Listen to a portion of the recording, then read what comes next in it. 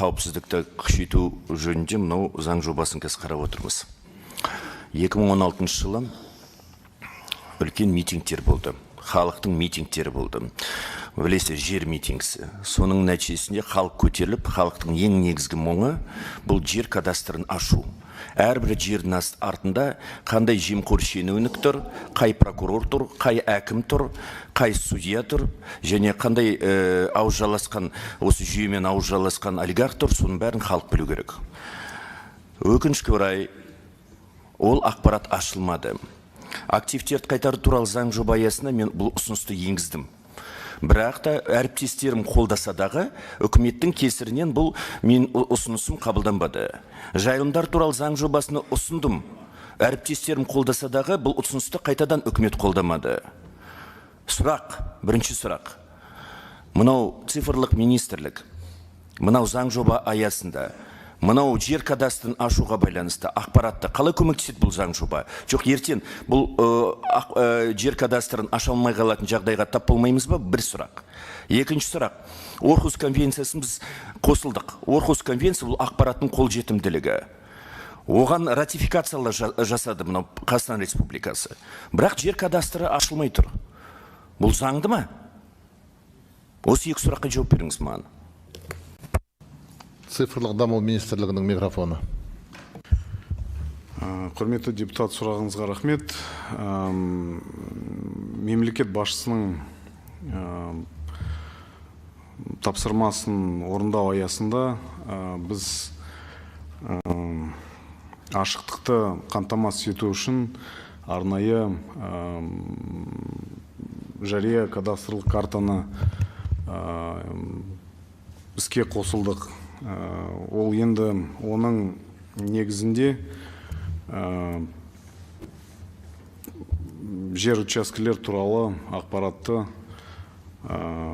қол жеткізуге мүмкіндік ұйымдастырылатын болады.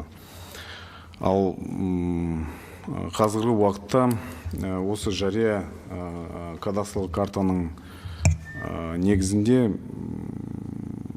жер, құқықтық және қалалық қала құрылысы кадастрларының деректері жарияланды.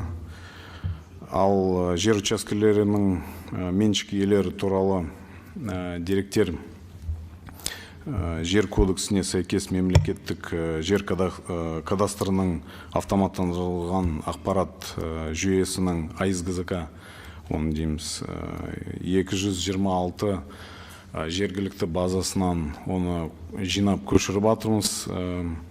Осы техникалық жұмыстар аяқталды. Енді функционалды тестілеу жүргізіліп атыр. Осы тестілеу біткен соң енді осы жер кадастрлық ақпарат жария кадастрлық картасында жарияланатын болады. Оны қазан айының аяғына дейін осы жоспарланып жатырмыз. Рахмет. Депутат Базарбек Бақытжан Жұмабекұлы, екінші рет микрофон қосыңыздар.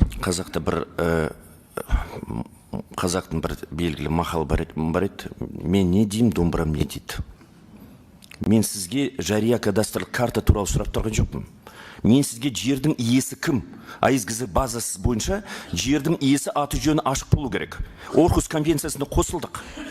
Орхус конвенциясы Конституцияның 4-ші бабына сәйкес бұл ұлттық заңнамадан басым күші болады. Өтірік әңгімелерді қашан тоқтатасыздар? Жер кадастрын ашуыңыз керексіздер. Үзілді кесілді халықтың мұңы осы. Мұндай өтірік әңгімелерді мына жер парламенттің төріне айтушы болмаңыздар. Болмаса кетіңіздер жұмыстан. Жақсы. Жауап бересіз бе? Жоқ. Жаңағы жауабыңызбен қанағаттандырасыз ба? Жаңа қазан айында ашамыз деп отырған жоқсыз ба? Қазір енді жер учаскесінің иесінің ақпаратты сұраныс бойынша беруге де болады қазір осы АИС-ГЗК-ның негізінде. Жақсы. Бұл өтірік әңгіме 20 жыл, өтірік әңгіме 5 жыл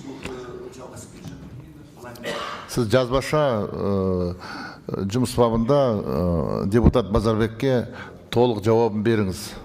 Жақсы ма?